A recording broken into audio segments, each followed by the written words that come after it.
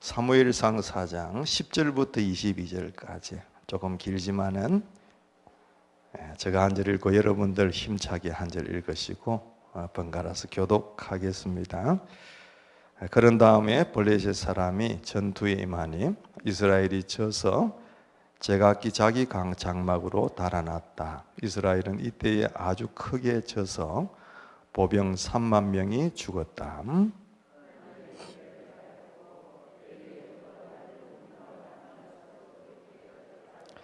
어떤 베냐민 사람이 싸움터에서 빠져나와 그날로 실로에 이르렀는데 슬픈 나머지 옷을 찢고 머리에는 티끌을 뒤집어 쓰고 있었다.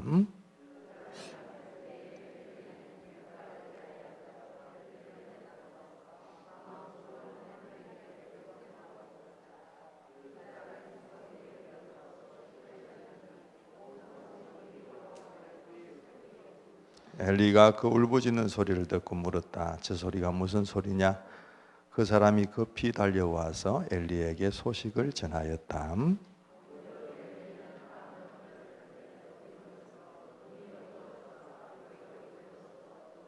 그 사람이 엘리에게 말하였다. 저는 전쟁터에서 도망쳐 나온 사람입니다. 전쟁터에서 오늘 도망쳐 오는 길입니다. 엘리가 물었다. 젊은이, 무슨 일이 일어났소?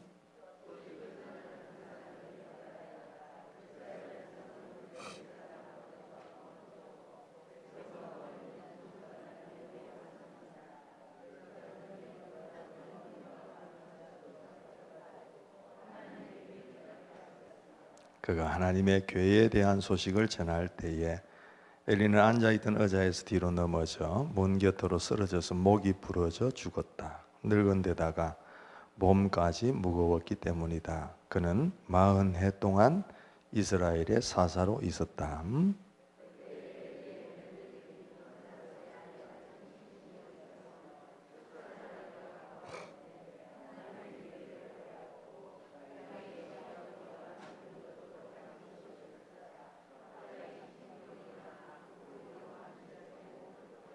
그러다가 그는 거의 죽게 되었다. 그때 곁에 서 있던 여인들이 아들을 낳았으니 걱정하지 말아요 하고 말해 주었다. 그러나 산모는 대답도 없고 관심도 보이지 않다가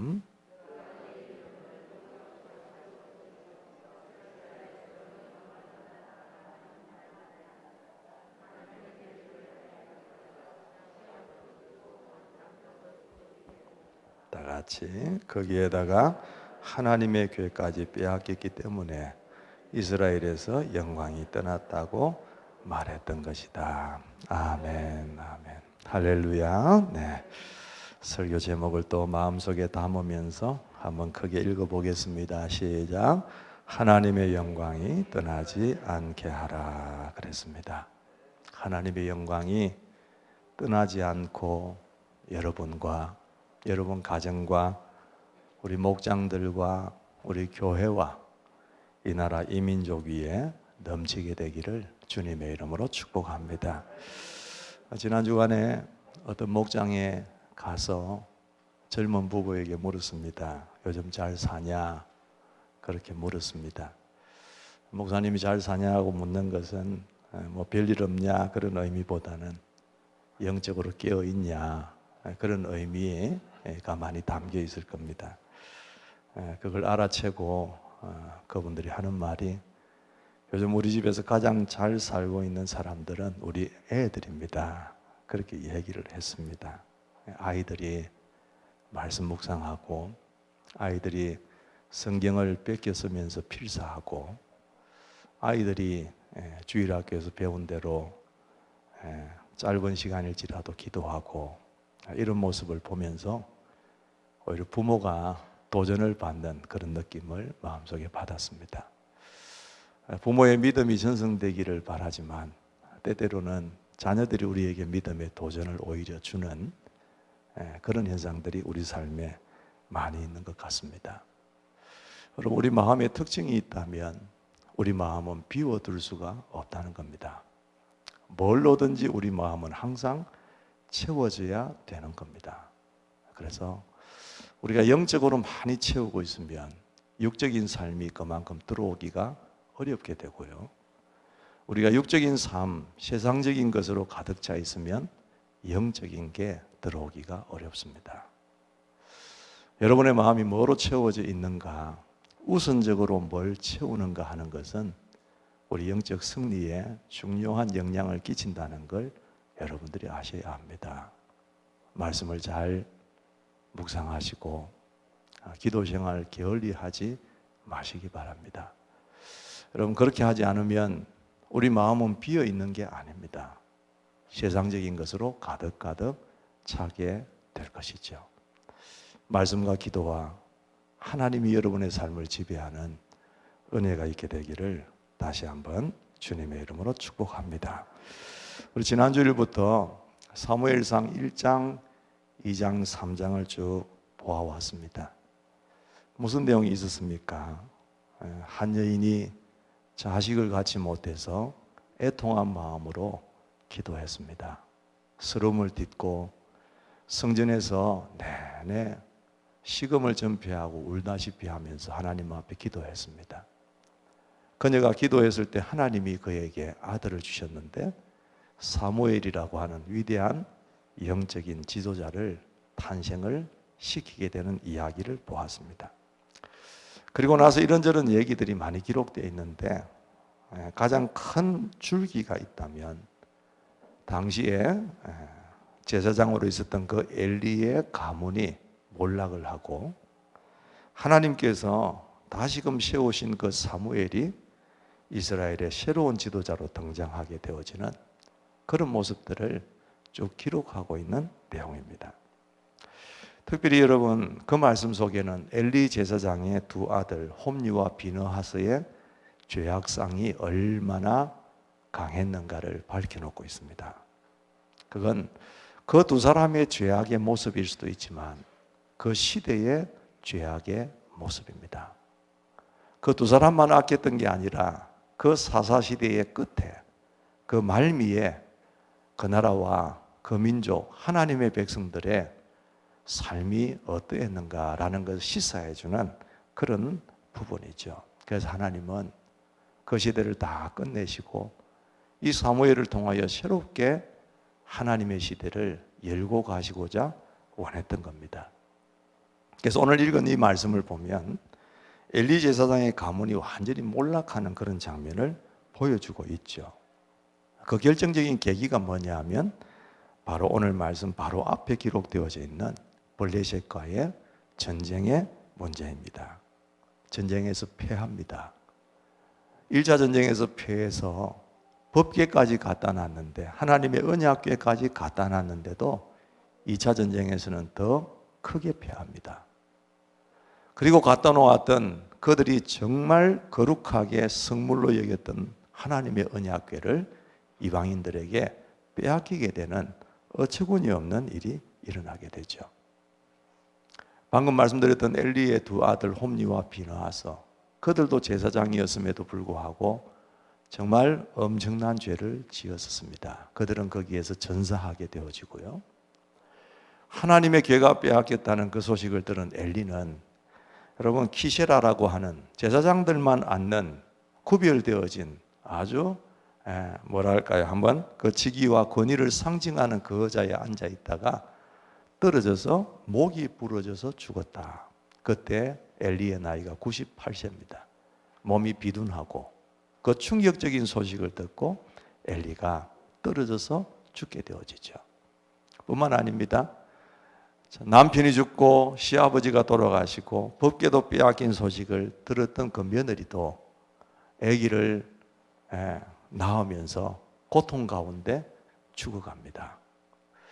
여러분, 한꺼번에 순식간에 말 그대로 하루아침에 몰락을 하게 되는 거죠. 여기서 우리는 하나님의 귀한 역사의 어떤 특징을 하나 보게 됩니다. 순식간입니다. 그동안 쭉 잘 되어 왔다 싶어도 순식간에 하나님이 접으시면 몰락할 수 있습니다. 반대로 그동안 정말 힘들게 어렵게 왔을지라도 하나님이 한순간에 일으키시면 금방 일어나게 되는 것입니다. 모든 인생을 주관하고 계시는 분, 모든 역사의 문을 닫으시기도 하고 여시기도 하시는 분은 전능하신 하나님이십니다. 이걸 우리에게 잘 가르쳐주고 있는 부분이 이 말씀 아닌가 그런 생각이 들어요. 특별히 이 며느리가 죽어가면서 자식을 낳았는데 그 아들의 이름을 뭐라고 지었습니까, 여러분? 이가봇이라고 지었습니다. 그 이름은 절대 좋은 의미가 아닙니다. 하나님의 영광이 이스라엘에서 떠났다. 그런 아주 엄청난 불행의 이름을 그 아이에게 지어주고 그 엄마가 세상을 떠나게 되는 모습을 보게 되죠. 저는 그 며느리를 보면서 참 영적으로 통찰력이 있는 사람이 아닌가 그런 생각을 한번 해봅니다. 이건 단순히 전쟁에서 패한 것이 아니라 하나님의 심판이다. 하나님의 심판이 물밀듯이 한순간에 몰려오는 것을 보고 아마 이 며느리는 올 것이 왔다라고 생각을 했던 것 같습니다. 그동안에 이러면 안 되는데, 시대가 이렇게 흐르면 안 되고, 우리 남편이 저러면 안 되고, 우리 시아버지가 제사장으로 앉아 있으면서 이 나라를 저렇게 영적으로 유약하게 이끌어서는 안 되는데, 이런 생각들을 뭔가 하나님께서 언젠가는 손을 댈 것 같다는 생각들을 막 하고 있었던 것 같은데, 막상 이 상황들이 펼쳐지게 되어졌을 때 그렇구나, 하나님께서 손을 대시는구나, 올 것이 왔구나, 이런 생각들을 이 여인이 했던 것 같습니다. 그래서 죽어가면서 하나님의 영광이 이스라엘에서 떠났다, 그렇게 말하면서 죽는 것이에요. 여러분 말씀 들으신 대로 이건 참 두려운 사건이 아닐 수가 없습니다. 여러분 오늘 참 우리 여성 성도님을 세례를 드리면서 너무 마음이 기쁜데, 감격스러운데, 여러분 이 세상에 이 기쁜 일 말고 저주스러운 일도 참 많습니다. 근데 우리는 여러분 돈을 많이 가지고 있다가 돈이 없다, 한순간에 우리가 저주받았다고 생각하는 마음이 있을 수가 있습니다. 근데 돈을 잃은 게 저주가 아닙니다. 건강하던 사람이 하루아침에 쓰러져서 건강을 잃은 게 저주가 아닙니다. 잘 살던 사람에게 브레이크를 거는 어떤 큰 문제가 발생한 것, 그게 저주가 아닙니다. 여러분 인생의 가장 큰 저주는 뭐냐? 하나님의 영광이 떠나는 것입니다. 나와 함께 계시던 하나님의 영광이 나에게서 물러갈 때입니다. 그게 인생의 가장 버겁고 불행하고 저주스러운 것이다, 그 말입니다. 여러분 하나님의 영광이라는 게 도대체 뭘까요? 그걸 이해하기 위해서는 하나님의 영광이 있었던 그 성경의 어떤 내용들을, 사건들을 한번 살펴볼 필요가 있을 것 같습니다. 여러분 시내산에 올라갔던 모세를 들 수 있을 것 같아요. 모세가 하나님의 말씀을 받으려고 시내산을 올라갔습니다. 내려올 때 어땠습니까? 그의 얼굴에 하나님과 40일 함께 있었던 그 영광의 광채가 너무너무 빛이 났습니다. 눈이 부시다 못해 그래서 이 모세가 사람들을 위해서 어떻게 합니까? 얼굴에 수건을 뒤집었습니다. 여러분 그게 하나님의 영광입니다. 하나님과 함께 있다 보니까 물리적으로도 그 얼굴에 그 영광의 광채가 그대로 옮겨지다시피 하는 강력한 영광, 하나님의 영광입니다. 광야에서 하나님을 섬길 회막을 세웠을 때, 성전의 전신입니다. 회막을 세웠을 때 그 회막에 하나님이 구름으로 가득가득 차게 하셨습니다. 그러면서 하나님이 그 가운데 임재하고 계시는 걸 나타내셨습니다. 그게 하나님의 영광입니다. 이스라엘 백성들이 광야를 지날 때에 하나님께서 낮에는 구름 기둥으로, 밤에는 불 기둥으로 인도해 주셨습니다. 그게 하나님의 영광입니다. 솔로몬이 성전을 건축하고 봉헌했을 때 여호와의 영광이 그 성전 안에 가득가득 찼다고 했습니다. 사람들이 고개를 들 수가 없을 정도로 하나님의 영광과 위엄이 그 성전 안에 가득 찼더라는 겁니다. 여러분 이게 하나님의 영광입니다. 결국 하나님의 영광이라는 것은 뭐냐? 영광스러운 하나님께서 인간에게 자신을 드러내시는, 인간에게서 세상에게서 느낄 수 없는 하나님 자신만이 가지고 계시는 그 독특한 하나님의 분위기, 하나님의 영광을 드러내시는 것, 그게 하나님의 영광입니다. 그 영광스러운 하나님께서 우리 가운데 머물러 계시다는 것을 어떤 형태로든지 보여주시고 어떤 마음으로든지 느낄 수 있도록 해주시는 것, 그게 하나님의 영광입니다. 여러분, 우리 인간 세계 속에서는 영광이라는 말을 써도 한계가 있고 제한이 있어서 무슨 말로 표현할 수가 없습니다. 하나님의 영광이란 우리가 세상에서 누릴 수 없는 하나님만이 주시는 하나님의 거룩하심과 위엄과 그 은혜가 우리를 덮는 것이 하나님의 영광입니다. 여러분, 지금까지 이스라엘 백성들이 이스라엘 될 수 있었던 것은 무엇 때문입니까? 그들 때문이 아니라 하나님 때문입니다. 이집트에서 종살이 하던 그들을 이끌어내신 것도 하나님이셨고, 광야에서 40년 동안 살 수 없는 그 땅에서 살 수 있게 하셨던 것도 하나님이셨습니다. 가나안을 그 강력한 철기 문화 속에서 점령하고 있던 그들을 정복하고 이겨낼 수 있었던, 그래서 약속의 땅에서 살 수 있도록 배려하셨던 것도 하나님께서 계셨기 때문입니다. 하나님께서 영광 가운데 그들과 함께 계셨기 때문에 그들은 거기까지 올 수 있었던 거죠. 하나님의 영광 때문에 그들 될 수 있었던 겁니다. 그러므로 여러분, 우리 성도들이 가장 바라야 할 기도 제목이 하나 있다면, 하나님, 내 삶 가운데 주의 영광이 머물게 하여 주시옵소서. 이게 가장 큰 기도 제목이 될 겁니다. 가장 무서운 말이 있다면 하나님의 영광이 떠난다는 것일 겁니다. 여러분, 우리 삶의 주의 영광이 나타나게 되기를 축복합니다. 우리가 함께 드리고 있는 예배의 현장 속에 언제나 하나님의 영광이 드러날 수 있게 되기를 축원합니다. 나와 우리의 가정, 이 나라 이 민족 위에, 우리 교회 위에 그런 하나님의 영광이 머물러 있기를 기도해야 될 것입니다. 목장에서 예배할 때도 하나님의 영광이 함께 하시는 곳이 되어야 할 겁니다. 그래야 우리는 하나님의 그 모습 속에서 우리 자신을 발견하고 또 하나님을 경험하고 잘 섬기게 될 것 같습니다. 한번 따라해 보시겠습니다. 하나님의 영광이 떠나지 않게 하라. 한 번 더 할까요? 하나님, 내 삶 속에, 우리 가정 속에, 우리 자녀들 속에, 내 직장 위에, 우리 교회 위에, 이 나라 이 민족 위에 주의 영광이 머물게 하여 주옵소서. 아멘. 이게 우리의 기도가 되어야 될 겁니다. 그러기 위해서 우리가 오늘 이 말씀 앞에 있는 부분들을 쭉 보면서 두 가지만, 어떻게 하면 하나님의 영광이 머무는 삶을 살아갈까? 없는 걸 지어내는 게 아니라 있어진 사건들을 통해서 한번 보려고 합니다.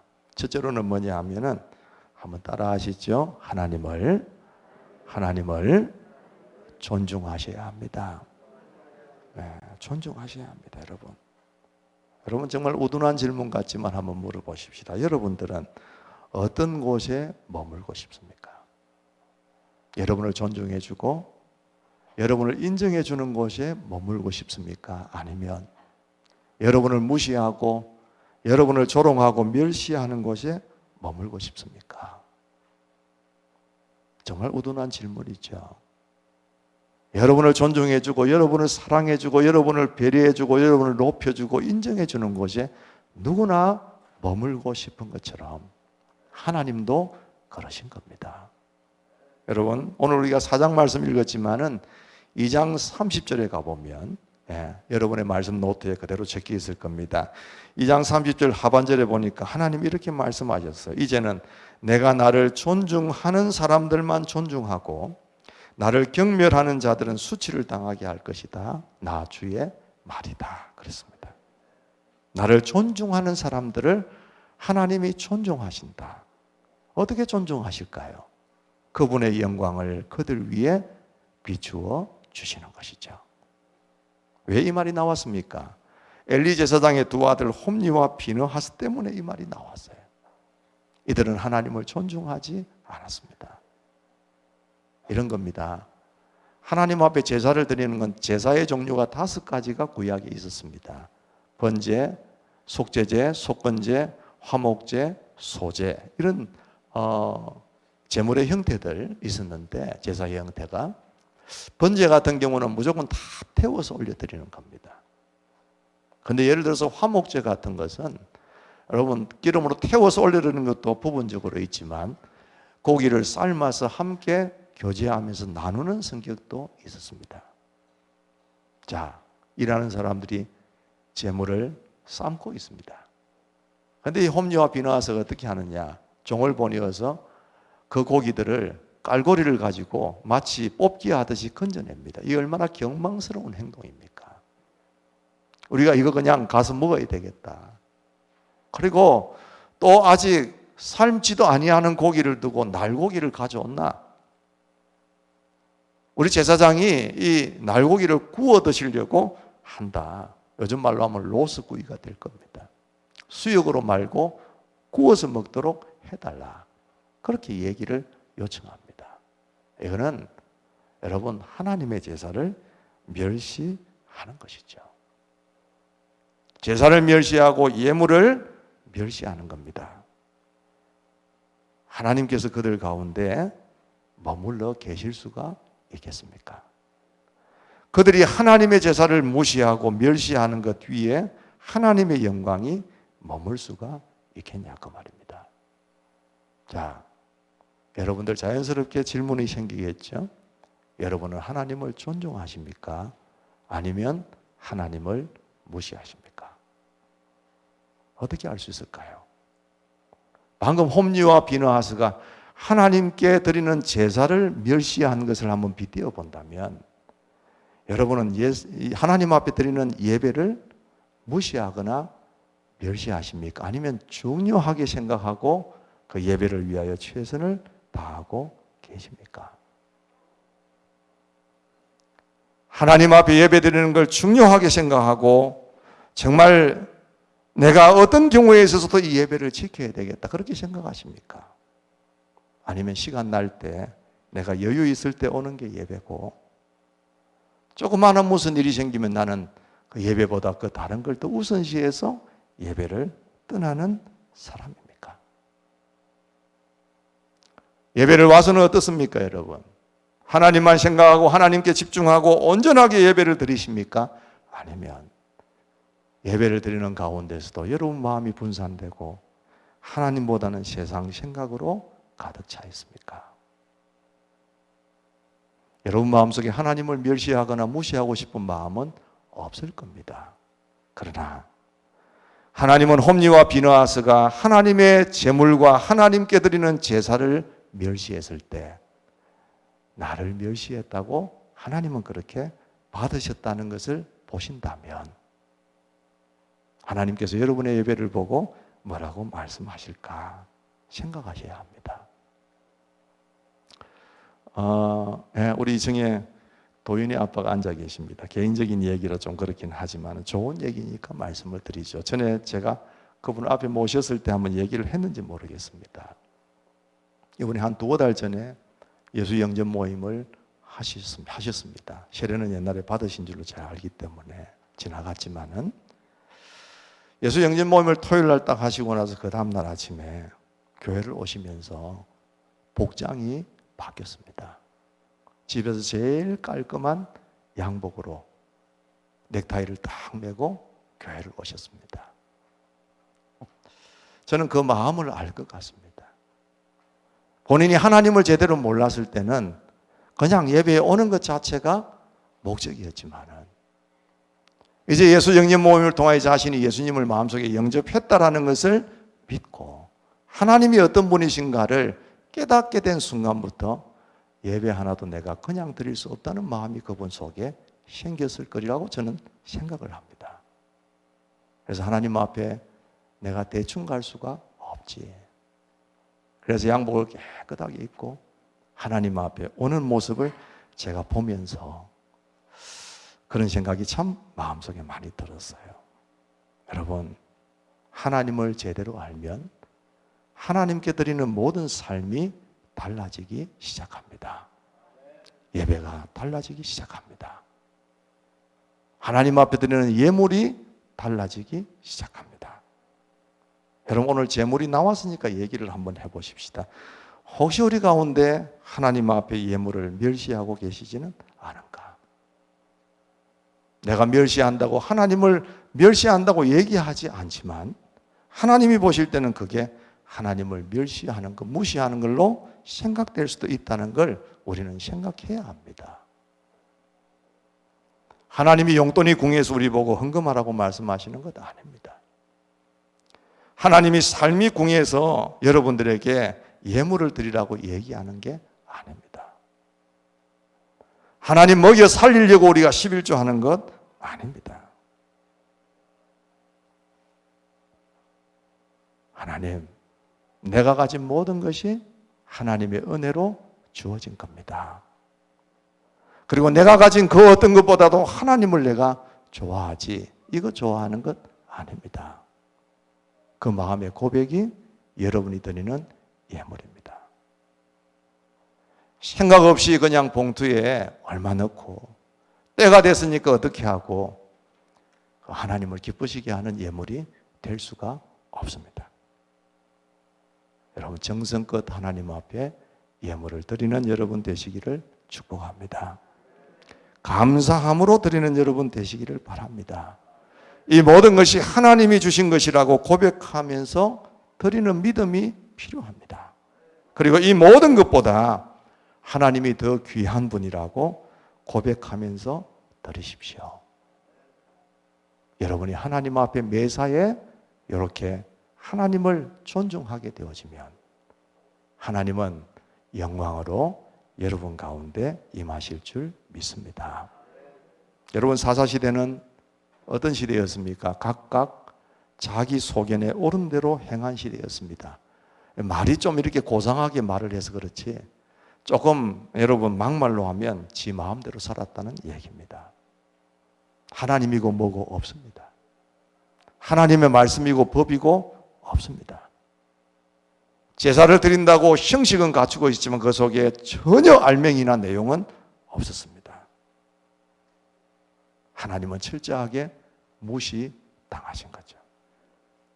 그곳에서는 하나님의 영광이 머물 수가 없었던 겁니다. 존중한다는 것은 그분을 인정하는 것이고 그분을 앞장 세우는 것이고 늘 그분을 의식하면서 산다는 것입니다.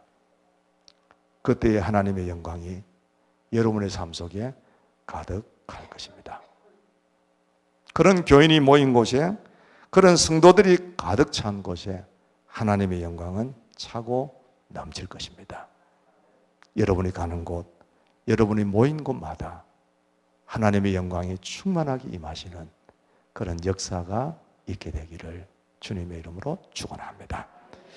두 번째로 이 말씀 속에 볼 것은 뭐냐 하면은 법궤를 붙들지 말고 하나님을 붙들으라는 것입니다. 본질을 붙들으라는 것입니다. 여러분, 법궤라는 것은 거룩한 성물임에 틀림없습니다. 법궤를 한번 사진을 띄워 볼 텐데 그 법궤 안에 뭐가 있습니까, 여러분? 십계명 돌판이 있고 광야에서 하나님께서 먹이셨던 그 만나 항아리가 있고 아론의 싹이 났던 지팡이가 있습니다. 성물입니다. 이 법궤를 어떻게 만들어라라는 것도 하나님이 직접 지시를 하셨습니다. 좀 띄워 놓으세요. 그리고 이 법궤가 어디에 있었느냐 하면은 가장 거룩한 자리에 있었어요. 대제사장이 1년에 한 번 딱 들어가서 이스라엘 백성들의 모든 사람의 죄를 다 걸머지고 하나님 우리를 용서해 주세요. 그렇게 하던 그 지성소 안에 이 법궤가 모셔져 있었습니다. 그 위에 양갈을 보시면 천사의 날개 같은 것이 세워져 있지 않습니까? 그 사이를 거룹이라고 얘기를 하죠. 시온소라고도 말합니다. 그곳은 하나님의 임재의 자리입니다. 여러분, 얼마나 성물입니까? 얼마나 거룩한 물건입니까?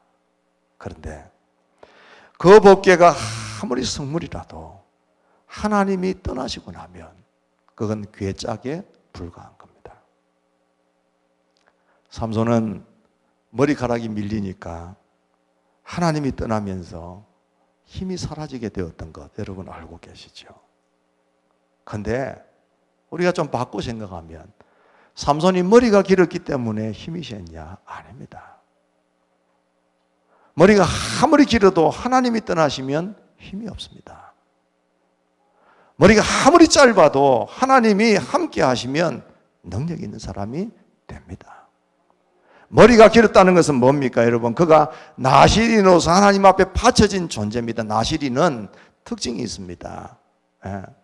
독주를 마시지 않고 부정한 시체 같은 거 만지지 않고 그리고 머리를 깎지 않는 것. 이게 하나님께 드려진 인생이라고 하는 표를 하는 나시린의 특징이었습니다.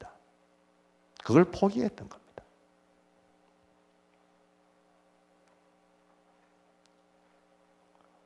여러분, 우리 어떻습니까? 법궤를 의지하십니까? 아니면 하나님을 의지하십니까? 법궤를 붙들고 계십니까? 아니면 법궤 아닌 하나님을 붙들고 계십니까?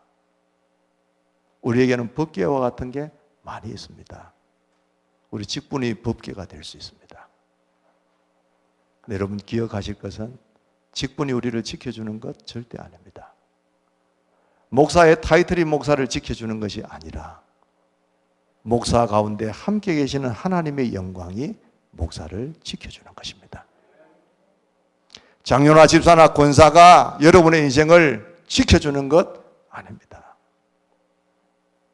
그 직분을 성실하게 수행하고 정말 하나님 앞에서 겸비하면서 살아가는 직분자가 될 때 하나님께서 그 가운데 영광으로 함께 하시는 것이지 그 직분 자체가 나를 영화롭게 해주는 것은 인간적인 생각입니다. 믿음의 대를 이은 가정, 모태신앙 다 중요한 조건이 될 수 있으나 그게 여러분을 완벽하게 지켜주는 도구가 될 수는 없습니다. 지금 내가 하나님과 어떤 관계 속에 있는가? 그게 우리를 하나님의 영광 가운데 살게 하느냐 그렇지 않느냐를 결정하는 중요한 요소라는 것을 여러분들이 기억하셔야 될 줄 믿는 것이죠. 가장 중요한 본질은 하나님입니다. 법궤를 붙들지 말고 하나님을 붙드시기 바랍니다. 이 하나님과의 관계를 놓치는 순간 주의 영광은 우리를 떠나게 될 것입니다. 요한복음 15장 5절 6절 말씀, 여러분 말씀 노트에 제일 뒤에 있는 말씀이 있을 겁니다. 같이 한번 천천히 보면서 읽어보겠습니다. 나는 시작. 나는 포도나무요 너희는 가지이다. 사람이 내 안에 머물러 있고 내가 그 안에 머물러 있으면 그는 많은 열매를 맺는다. 너희는 나를 떠나서는 아무것도 할 수 없다. 사람이 내 안에 머물러 있지 아니하면 그는 쓸모없는 가지처럼 버림을 받아서 말라버린다. 사람들이 그것을 모아다가 불에 던져서 태워버린다. 그랬습니다.